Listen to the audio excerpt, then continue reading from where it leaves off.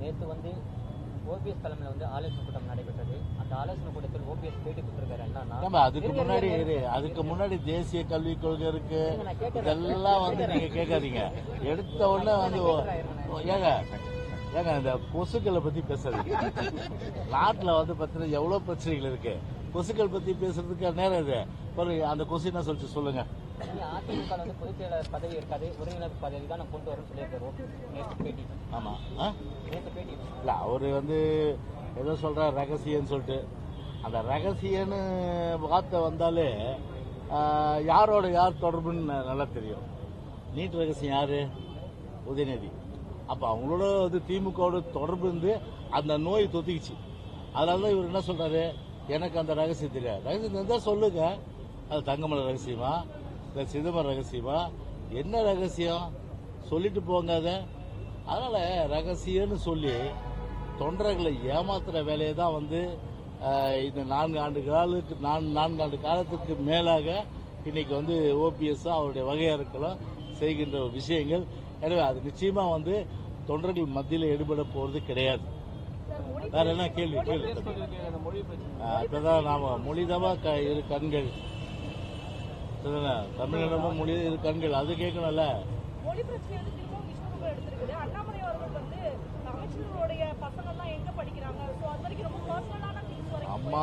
அம்மா அவர்களும் அதே போன்று புரட்சித் தலைவர் அவர்களும் அண்ணா வழியில், அதே போன்று நம்முடைய கழக பொதுச்செயலாளர்களும் நம்முடைய அனைத்து இந்திய அண்ணா திராவிட முன்னேற்ற கழகத்தோட இருமொழி கொள்கை.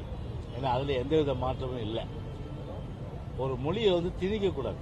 விரும்பி கத்துதான் யார் வேணாலும் கத்துங்க, அதுல வந்து மாறுபட்ட கத்து இல்ல. உங்களுக்கு ஹிந்தி பிடிக்குன்னா கத்துட்டு போங்க, ஆனா திணிக்காத. அதான் சொன்னார் அண்ணா, அழகா சொன்னார் அண்ணா. அவர் பாணியிலே சொல்றார்.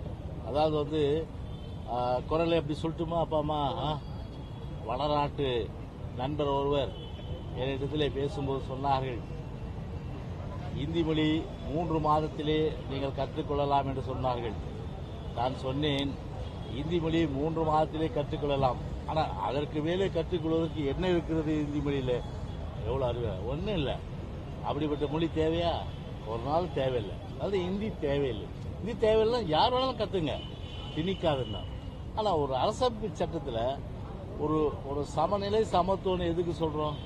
சமநிலை சமத்துவம் கான்ஸ்டியூஷன்ல ஆல் ஆர் ஈக்குவலிட்டி. பட் அதுக்காக வந்து ஒரு மாநிலத்தில் வந்து ஒரு தமிழ் மொழி, அதே மாதிரி ஆங்கில இணைப்பு மொழி. ஆங்கிலம் வந்து ஒரு இணைப்பு மொழி. எனவே ஆங்கில இணைப்பு மொழியாக இருக்கிற சூழ்நிலை தமிழ் மொழி தான் இன்னொரு மொழி, நம்முடைய தாய்மொழி. எனவே அந்த ஒரு இனிமையான தாய்மொழி எந்த நிலையிலும் வந்து அழியக்கூடாது, அதை பேணி காக்க வேண்டியதுதான் 1900 எப்போ கிட்டத்தட்ட ஒரு 75 வருஷம் போராட்டம். 65ல் மிகப்பெரிய அளவுக்கு போராட்டம் வெடித்து அதன் மூலம் வந்து பல பேர் வந்து தீக்கிரையாகி மாணவர்கள் கிளர்ச்சி ஏற்பட்டு அதன் அடிப்படையில் வந்து ஒரு மாற்றமே வந்து காங்கிரஸ் வந்து அதோட போனதா வீட்டுக்கு மறுபடியும் தலை தூக்கல தமிழ்நாட்டில். அந்த மாதிரி வந்து ஒரு மொழியை வந்து திணிப்பதை தமிழ்நாடு மக்கள் எந்த காலத்தில் ஏற்றுக்கொள்ள மாட்டார்கள். எனவே இப்ப இன்னைக்கு கூட ஒரு ஆர்ப்பாட்டம் பண்றாங்க. எவ்வளவு ஒரு கில்லாடித்தனம், எவ்வளவு வந்து ஒரு மோசடி, ஒரு தமிழ்நாட்டு மக்களை ஏமாற்றுகின்ற ஒரு செயல். அதாவது கேட்பவன் கேட்டா கேழ்வரைகளை நெய் வலிக்கிற மாதிரி, பாலுக்கும் காவலன் பூனைக்கும் தோழன் அப்படின்ற மாதிரி தான் இந்த திமுக சந்தர்ப்பவாத ரெட்டை வேடம். பாருங்க, அவங்க ஒரு மத்திய அரசு ஒரு லெட்டர் வெளியிட்டு இருக்கு, அதை பார்த்துருப்பீங்கன்னு நினைக்கிறேன். நீங்க இப்ப படிக்கிறேன் கேளுங்க. அதாவது 15/3/2024 அது சிவதாஸ் மீனாவுக்கு சீஃப் செக்ரட்டரிக்கு அப்போ வந்து சஞ்சய்குமார் ஐஏஎஸ் எடுத்திருக்காரு, secretary to government, ministry of education, government of India. அவர் சொல்றாரு, with reference to letter dated 23/2/2024 I would like to inform that the state of Tamil Nadu is very keen to sign the MOU. Is very keen to sign the MOU. மிக மிக மிக மிக ஆர்வமா இருக்கிறோம் நாங்க PM Srila நாங்க வந்து சேர்றதுக்கு அப்படின்னு சொல்லி. யார் லெட்டர் கொடுத்தது? சென்ட்ரல் கவர்மெண்ட் இந்த லெட்டரை வந்து சிவதாஸ் மீனா வந்து எழுதியிருக்காரு. இவருக்கு யாருக்கு? சஞ்சய்குமார் ஐஏஎஸ்க்கு சென்ட்ரல் கவர்மெண்ட்டுக்கு ரிலீஸ் பண்ணியாச்சு. இப்போ குட்டி வெளியே போட்டுச்சா, பூனைக்குட்டி வெளியில் வந்துருச்சா, பூனைக்குட்டி வெளியில் வந்துருச்சா பாருங்க. Very keen interest, very keen to sign the MOU for establishing the PMC schools in the states. அப்பனா நேஷனல் எஜுகேஷன் பாலிசி அதனோட தொடர் நீட்சி தான் PMC. அப்போ NEP நீங்க ஒத்துக்கிறதான அர்த்தம், நீங்க NEP ஒத்துக்கிறதான அர்த்தம். இந்த மத்திய அரசு தப்பு. இது மத்திய அரசு ஒரு கான்ஸ்டியூஷனுக்கு எதிராக இவர் சொல்றாரு, முருகன் என்ன சொல்றாரு, 11 லட்சம் கோடி கொடுத்துட்ட. 11 லட்சம் கோடி கொடுத்தா யாருடைய பணம் கொடுத்தீங்க நீங்க? தமிழ்நாட்டில இருந்து மக்கள் செலுத்துற வரி பணம் தானே. அது சரி, நாங்க செலுத்துற வரிக்கு ஏத்த மாதிரி நீங்க வந்து அதை வந்து திருப்பி கொடுத்தீங்களா? சரி, மத்திய அமைச்சர் முருகன் அதே ஒரு புள்ளிவரத்தை என்ன சொல்லணும், உத்தரப்பிரதேசுக்கு இவ்வளவு கொடுத்துருக்கோம் பத்தாண்டுல, பீகாருக்கு இவ்வளவு கொடுத்துருக்கோம், ஒரிசாவுக்கு இவ்வளவு கொடுத்துருக்கோம், அதே போல வந்து ஹரியானாக்கு இவ்வளவு கொடுத்துருக்கோம், அதே போல வந்து மற்ற ஸ்டேட்டுக்கு நான் அதாவது தெற்கு தவிர அதை சொல்லி இருந்தா பரவாயில்ல. வெறும் 15 லட்சம் கோடினா அப்ப மற்ற உத்தரப்பிரதேசுக்கு எவ்வளவு கொடுத்து சொல்லுங்க, இல்ல மற்ற இதுக்கு எவ்வளவு கொடுத்து சொல்லுங்க. நீங்க அதை சொல்லாம வெறும் 15 லட்சம் கோடினா யார் வீட்டு பணத்தை யார் கொடுக்குது? உங்க வீட்டு பணத்தை கொடுத்தீங்க நீங்க. நான் கட்டுற வரி பணத்துல வந்து யானை பசி சோழ எத்தனையோ கிட்டத்தட்ட வந்து வெள்ளம் வறட்சி எங்க ஆட்சி காலத்திலும் சரி, எவ்வளவு ப்ரொஃபசர் அம்மா ஆட்சி காலத்துல தலைவர் காலத்துல எழுதி எழுதி எழுதி எழுதி இவ்வளவு பண்ணனா ஒரு 100% கேட்டோம்னா ஒரு 20-15% கொடுக்குது. அதே அவங்க குஜராத்ல தூக்கி கொடுத்துருவாங்க அவங்க. அப்படிப்பட்ட ஒரு வெண்ணெய் ஒரு கண்ணில் சுண்ணாம்பு ஒரு கண்ணில் மத்திய அரசுடைய ஒரு போக்கு இருந்தா இப்போ என்ன ஆகுது? இப்போ இந்த மாதிரி வந்து ஒரு ஒரு இந்தி வந்து நீங்க மும்மொழி கொள்கை திட்டத்தை ஏற்றுக்கொண்டால் மட்டுமே நாங்க நிதி தரோம்னா, இதை விட பார்த்தா இந்திய அரசு சட்டத்துக்கு எதிரான ஒரு அரசு எதிரான ஒரு கருத்து நிச்சயம் இருக்க முடியாது. அப்ப மாநிலத்தை வஞ்சிக்கிற வகையில் தானே ஒரு மொழியை திணிச்சு அதன் மூலம் வந்து பார்த்தீங்கன்னா ஒரு நிதியை நான் கட் பண்ணணும்னு சொன்னா, அப்ப மக்கள் என்ன சிந்திப்பான்? அப்ப ஏன்டா உனக்கு வரி கட்டணும் தானே யோசிப்பான். அதானே வரி கட்டணும்னு யோசிப்பான். அதனால மத்திய அரசு பொறுத்தவரை அது போன்ற வந்து ஒரு பெரிய ஒரு மாபெரும் துரோகத்தை இன்னைக்கு வேற அரசு தான் ஆண்டுட்டு இருக்கு. அவங்க எதுவும் கேட்க மாட்டாங்க. ஏன்னா அவங்க வந்து புரிந்துணர்வு ஒப்பந்தம் போட்டாங்க. அது மட்டும் இல்ல 2026க்கு பிறகு கண்டிப்பா சொல்றேன், சென்ட்ரல் கவர்மெண்ட்ல வந்து அவங்க சேர்றதுக்கு உண்டான எல்லா வாய்ப்புகளும் பிஜேபி பேசியாச்சு. புரியுதுங்களா?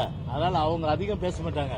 நான் சும்மா பிள்ளைங்கிறோம் தொட்டில ஆட்டுற மாதிரி ஏதோ நாங்க பாட்டு நாங்க சும்மா அப்படி ஆர்ப்பாட்டம் பண்ணிட்டு அப்படியே நீத்து போ செய்யறோம், அடுத்த இஷ்யூ வந்து விட்டுருவாங்க இதை அப்படின்ற அடிப்படையில் தான் திமுக இருக்கு. ஆனா நாங்க அப்படி இல்லை. இன்னைக்கு வேற திமுக அரசு ஆண்டாலும் சரி, தமிழ்நாட்டு மக்கள் நலன் கருதி இன்றைக்கு நாங்க பேசுறோம்னு சொன்னா அந்த உரிமை எந்த காலத்திலும் அனைத்து இந்திய அண்ணா திராவிட முன்னேற்ற கழகத்தை பொறுத்த விட்டு கொடுக்காது. சார் இன்னைக்கு வந்து மத்திய அரசு கண்டிச்சு ஆர்ப்பாட்டத்தை நடத்த இருக்கிறாங்க. நீங்க வந்து அவங்களோட உறவு இருக்கும் 2026 பிறகு சேருவாங்களான்னு சொல்றீங்க. ஆளுங்கட்சியா இருக்காங்க, தொடர்ந்து கடிதம் எழுதுறாங்க மத்திய அரசுக்கும், நிதி வழங்க சொல்லி நிதித்துறைக்கெல்லாம் எழுதுறாங்க. இன்னைக்கு ஆர்ப்பாட்டமும் நடத்துறாங்க. மும்மொழி கொள்கை எதிர்ப்பு தெரிவிச்சோம், மாநிலத்துக்கு நிதி தராத கண்டிச்சோம். என்ன அதான் நான் அடிப்பது போல அடிக்கிறேன், நீங்க அழுவது போல அழுவுங்க. அதுதான் இதெல்லாம் ஒரு நாடகம். இதெல்லாம் ஒரு நாடகம். என்ன இப்ப ஒரு இவ்வளவு பேர் எம்பிஸ் இருந்தாங்க, தமிழ்நாட்டுக்கு நிதி வந்து போய் பேசி பிரைம் மினிஸ்டர் பேசி வாங்கினதாங்க. அப்பா போறாரு, அப்பான்னு சொல்லக்கூடாது. ஏன்னா பாத்தீங்கன்னா அதுவே ஒரு பிரச்சனை ஆச்சு. இன்னைக்கு எவனையாவது நம்ம அப்பான்னு சொல்லுவோமா? எவனும் சொல்ல மாட்டான். ஆனா எல்லாரையும் அம்மா சொல்லுவோம். சொல்லவே இருக்குன்னா எப்படிமா இருக்கீங்கன்னு கேட்பான். அந்த மாதிரிதான் பண்பாடு. அது எவனையும் இப்ப உன்ன போய் அப்பான்னு சொல்ல முடியுமா? நானு அப்பனா எவன் அப்பா? எவன் அப்பா? அதனால அம்மா தான் எல்லாம். புரியுதுங்களா? எவனும் அப்பா கிடையாது. அது ஒண்ணு சொல்றேன். அத மாதிரி உதயநிதியுடைய அப்பா சரிதானே, ஊருக்கெல்லாம் அப்பா கிடையாது. உதயநிதி அப்பா. அந்த அப்பா வந்து போய் பார்த்தாரு பிரைம் மினிஸ்டர். அப்பாவுக்கு பிறகு புள்ள போய் பாக்குறாரு. என்ன பிறகு தமிழ்நாட்டுக்கு சொல்லுங்க? தேனு பாலம் ஆரம்பிச்சா நிதி வாங்கி வந்துட்டீங்களா? ரெக்கெடு அழகா MOU சைன் பண்ணிட்டு உங்க கூட்டு அப்பப்போ வந்து வெளியே வருது இல்லையா? அது இது எல்லா பிரச்சனைகளையும் எந்த அளவுக்கு மாநிலத்தின் உரிமை நீங்க விட்டு கொடுத்துட்டு மீனவர்கள் இன்னைக்கு என்ன சிந்தனை சிற்பி சிங்கார பிறநாள் சொல்ற மீனவர் எவ்வளவு தாக்குதலுக்கு உள்ளாராங்க, எவ்வளவு தாக்குதல்கள். படகுகள் ஒண்ணு இருக்கு. இன்னும் இலங்கையில வந்து மீனவர்கள் சிறைபிடிக்கப்பட்டிருக்காங்க. ஏன்னா அதெல்லாம் போய் நிறுத்துறதுக்கு வேண்டிய எல்லாம் ஏற்பாடு பண்ணிக்கலாம். நீங்க ஒண்ணும் இல்லையே. ஒரு முத்தரப்பு பேச்சுவார்த்தை எங்க ஆட்சி காலத்தில் நடந்தது. நான் மீனவளத்துறை அமைச்சராக டெல்லியில வந்து நம்ம தமிழ்நாடு சார்பில் நான் போனேன், இளைஞர் சார்பில் வந்தாங்க, அதே போல வந்து மத்திய சார்பில் வந்தாங்க. 3 பேருமே உட்கார்ந்து பேசணும். அதோட தொடர்ச்சியா உட்கார்ந்து அமர்ந்து பேசினாலே இந்த பிரச்சனை தீரும். சரி, நாங்க எங்க ஆட்சி காலத்துல பேசினோம். 2021 இவங்க ஆட்சி வந்து முத்தரப்பு பேச்சுவார்த்தை இந்த 3, அதாவது இலங்கை அரசாங்கம், தமிழ்நாடு மாநிலம், மத்திய அரசு அதிகாரிகள், அமைச்சர்கள் உட்கார்ந்து பேசுற அளவுக்கு அமர்ந்து பேசி இதுக்கு ஒரு தீர்வு காண்றதுல என்ன நடவடிக்கை இது காலவரில் எடுத்தாங்க? இது காலவரில் எடுக்கலையே. அப்போ எதை பத்தியும் கவலைப்படாம நாடு எக்கெடுக்கிட்டு பாருங்க. ஒரு தம்பி கேட்ட கேள்விக்கு ஒரு பழவந்தாங்கல்ல ஒரு காவல்துறை பெண்மணிக்கே வந்து பாதுகாப்பு இல்லை. நகையை ஃபர்ஸ்ட் பாலியல் பலாத்காரம் பிடிச்சி தர்மடி எல்லாம் போட்டிருக்காங்க எல்லாருமே. அதுக்கப்புறம் இரட்டை கொலை மயிலாடுதுறையில. அப்ப பைக் ஓட்டுறது அவன் கையை விட்டுருது. இப்படி எல்லா அளவுலையும் தலித் மக்கள் இருந்து ஒரு காவல்துறை சார்ந்த பெண் காவலருக்கே ஒரு பாதுகாப்பு இல்லாத சூழ்நிலை. ஒரு உயர் போலீஸ் அதிகாரி ஏடிஜிபி அந்த அவங்களே இன்னைக்கு வந்து ஒரு உயிருக்கு பாதுகாப்பு சூழ்நிலைனா தமிழ்நாட்டில் எப்படிப்பட்ட ஒரு காட்டாட்சி தர்பார் இன்னைக்கு காட்டாட்சி நடந்துட்டு இருக்கின்றதுக்கு இந்த இதெல்லாம் நான் சொல்றதெல்லாம் சாட்சியா இருக்கு.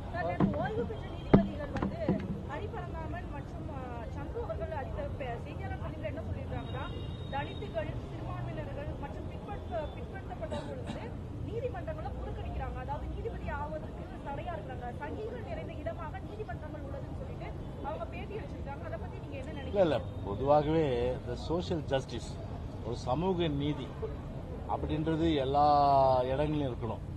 65%. அது கூட பாத்தீங்கன்னா அவரு ஒரு நல்ல விஷயம் சொல்லியிருக்காரு. யாரு? அன்புமணி ராமதாஸ். அம்மா இல்லைன்னா 60% இடஒதுக்கீடு சொல்லி ஒரு உண்மையை சொல்லியிருக்காரு. உண்மையில அதான் வரலாற்று உண்மையும் கூட. அம்மா இல்லைன்னா 69% இடஒதுக்கீடு கிடையாது. கல்வியிலையும் சரி, வேலைவாய்ப்பிலையும் சரி. ஆனா அந்த 69% இடஒதுக்கீடுன்றது எல்லா அளவுலையும் சரி, அது வந்து வந்தாதான் உண்மையான ஒரு சமூக நீதியா இருக்க முடியும். அந்த வகையில் பார்த்தீங்கன்னா வந்து பிற்படுத்தப்பட்ட சமுதாய மக்கள், அதே போன்று ஆதி திராவிடர்கள், பழங்குடியினர்கள், மிகவும் பின்தங்கியவர்கள் ஒரு நீதிபதிகளாகவும் அரசின் உயர் பதவிகளாகவும் வருவதுதான் ஒரு நல்ல ஒரு சமூக நீதியின் அடையாளமா இருக்கும். ஓகே.